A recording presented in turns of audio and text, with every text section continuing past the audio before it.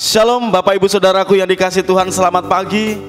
Biarlah dimanapun saat ini kita berada, berkat Tuhan senantiasa melimpah atas setiap kehidupan Bapak Ibu Saudaraku semuanya. Mari bersama-sama kita tunduk di dalam doa.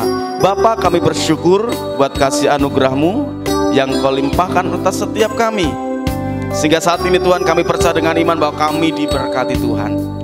Saat ini Tuhan kami mau datang kepadamu, menyembah Tuhan, memuji Tuhan.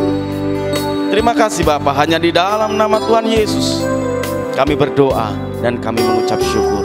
Haleluya, amin. Mari datang kepada Tuhan dengan ucapan syukur kita. Terima kasih Bapakku yang baik.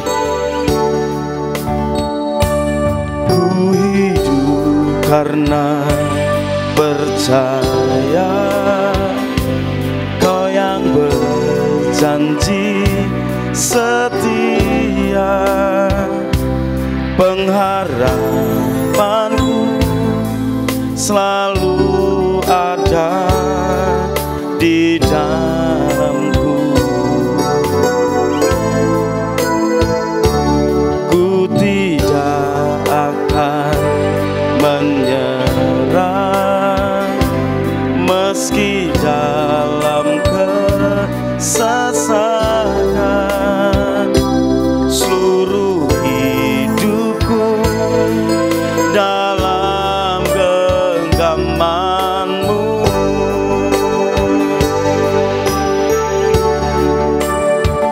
Aku punya Tuhan yang besar, yang telah berjanji, yang sanggup menggenapi imanku. Bersepakat percaya kuasa-Nya, ku terima sekarang kemenangan dari-Mu.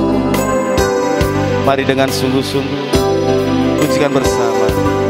Ku hidup karena percaya Kau yang berjanji setia, pengharapanku selalu ada di dalamku.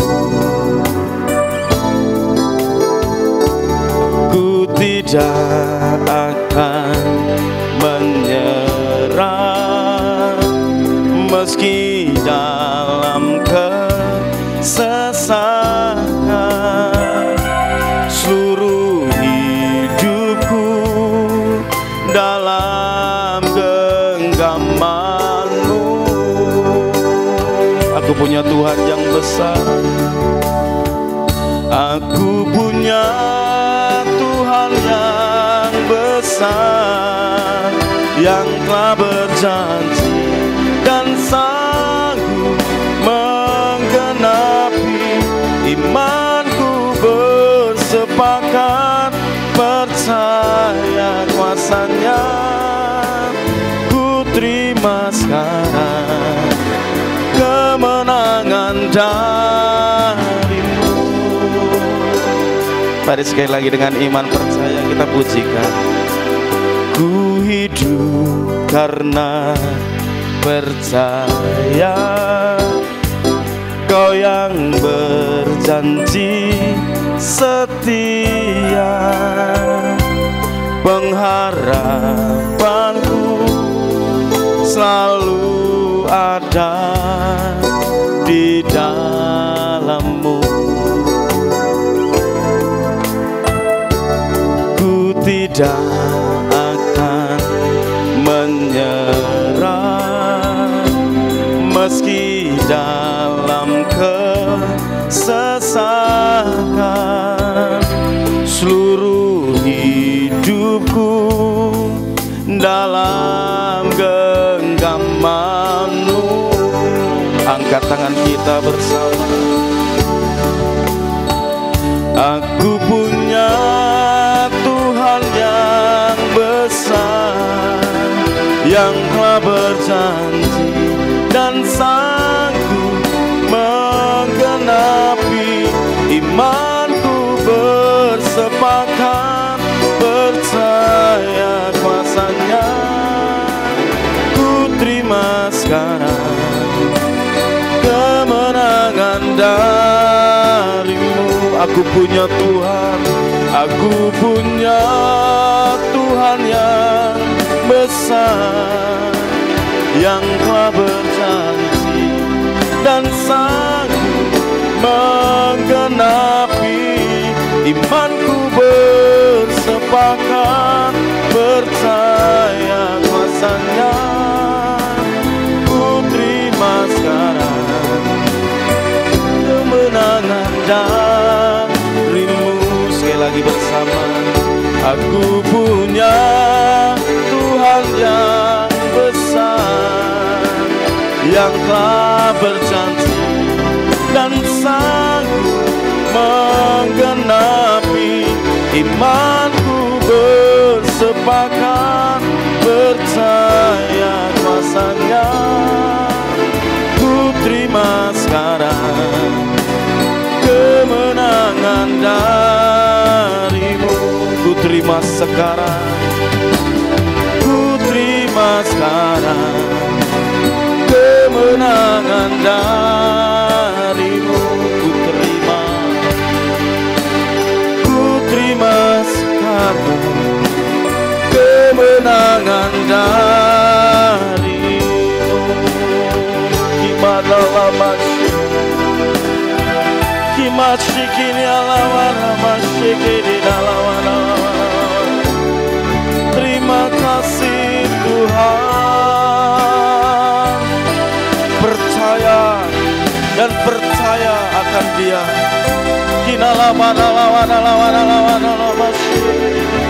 Dia Allah yang memberkati hidup kita, Dia Allah yang menyertai hidup kita.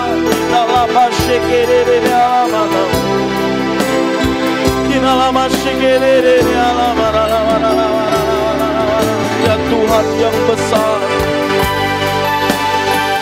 kita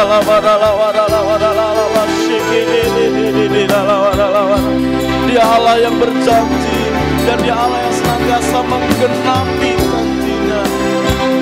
Di saat kita mau sungguh-sungguh kepada Tuhan,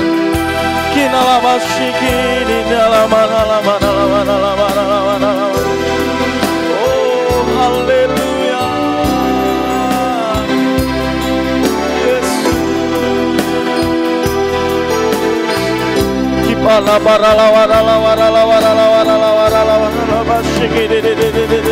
Terima kasih Tuhan, terima kasih Yesus.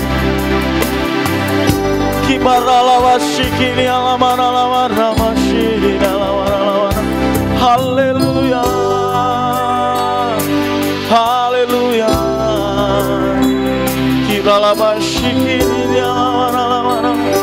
Sembahlah kita, terpujilah nama-Mu Tuhan, terpujilah nama-Mu Yesus, kekal selamanya.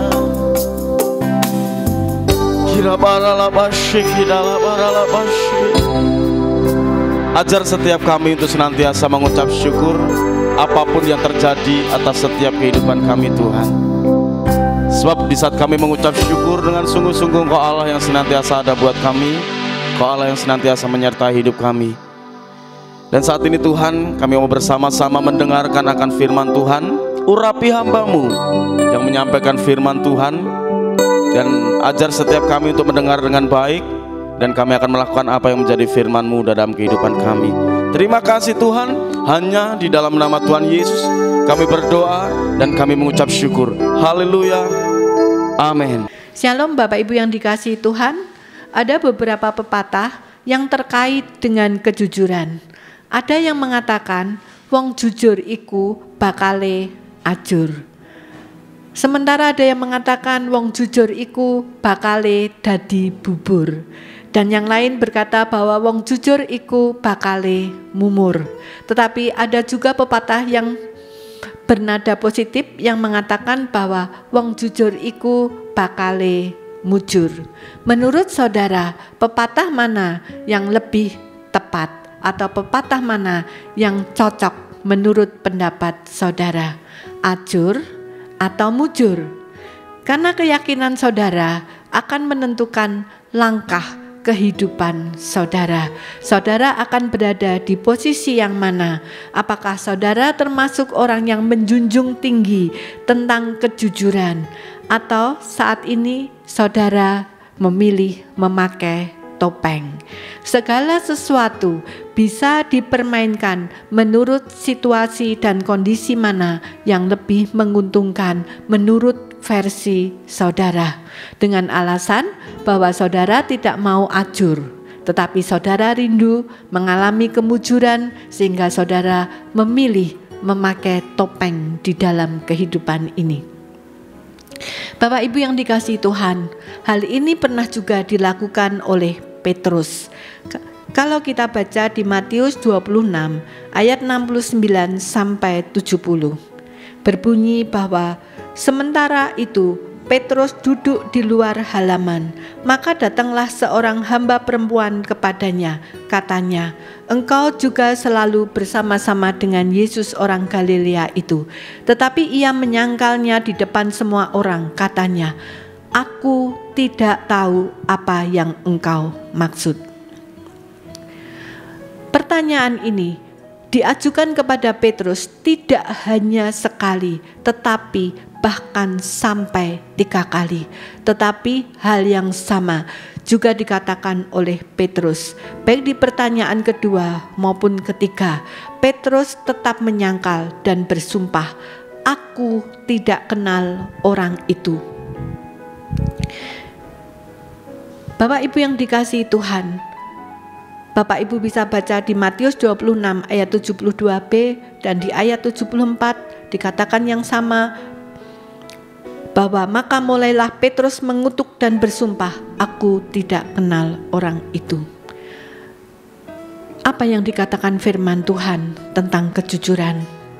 Di dalam Amsal 28 ayat 13 dikatakan, "Siapa yang menyembunyikan pelanggarannya tidak akan beruntung. Tetapi siapa mengakuinya dan meninggalkannya akan disayangi." Bapak Ibu yang dikasihi Tuhan, Petrus adalah contoh orang yang pernah jatuh di dalam dosa, tetapi dia tidak menyembunyikan pelanggarannya. Petrus berani mengakui dan meninggalkannya.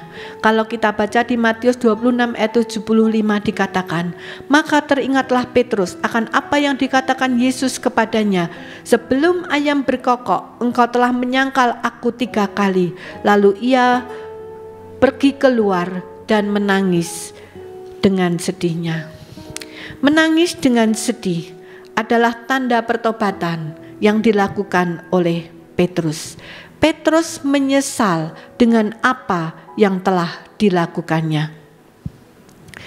Dan bukti bahwa Petrus benar-benar bangkit dari kesalahannya dan meninggalkannya, ini bisa kita lihat sikap Petrus setelah peristiwa itu terjadi. Petrus dengan tegas, dia berani menyatakan diri sebagai murid Kristus, bahkan memberitakan Injil tanpa rasa takut, bahkan sampai mati di atas kayu salib. Bahkan dia rela mati dengan posisi disalib terbalik, karena dia tidak mau menyamai Yesus ketika mati di atas kayu salib. Karena itu dia memilih untuk dibalik posisi salibnya. Nah Bapak Ibu yang dikasihi Tuhan, di Amsal 28 ayat 13b dikatakan, "Tetapi siapa mengakuinya dan meninggalkannya akan disayangi." Hal ini benar-benar terjadi pada Petrus.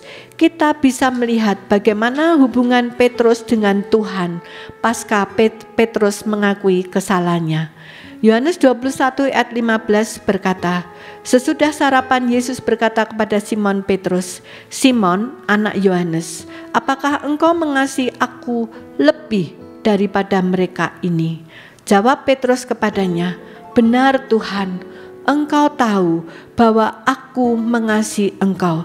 Kata Yesus kepadanya, gembalakanlah domba-dombaku. Pertanyaan dan tugas yang sama Tuhan ajukan sampai 3 kali. Ini bukti bahwa Tuhan benar-benar serius dalam mendelegasikan tugas ini kepada Petrus sebagai penggenapan akan perintah Tuhan yang pernah diucapkan di Matius 16 ayat 18. Dan aku berkata kepadamu, engkau adalah Petrus, dan di atas batu karang ini aku akan mendirikan jemaatku, dan alam maut tidak akan menguasainya. Ini adalah bukti kasih sayang Tuhan, kepercayaan Tuhan kepada Petrus. Oleh karena itu saudara, mari kita belajar seperti Petrus, berani mengakui pelanggaran kita agar kita semakin disempurnakan oleh Tuhan. Jangan pernah menyembunyikan pelanggaran, tetapi akuilah di hadapan Tuhan dan sesama. Sebab yang pertama, tanpa pengakuan dosa dan pengampunan, maka dosa itu masih tersembunyi dan hidup di dalam kehidupan saudara, yang membuat hati dan pikiran kita ini menjadi tumpul, tidak peka lagi dengan suara Tuhan, tidak peka lagi dengan tuntunan Tuhan. Di dalam 2 Korintus 3:14 dikatakan, tetapi pikiran mereka telah menjadi tumpul, sebab sampai pada hari ini selubung ini masih menyelubungi mereka. Apa yang dimaksud dengan selubung yang masih menyelubungi mereka?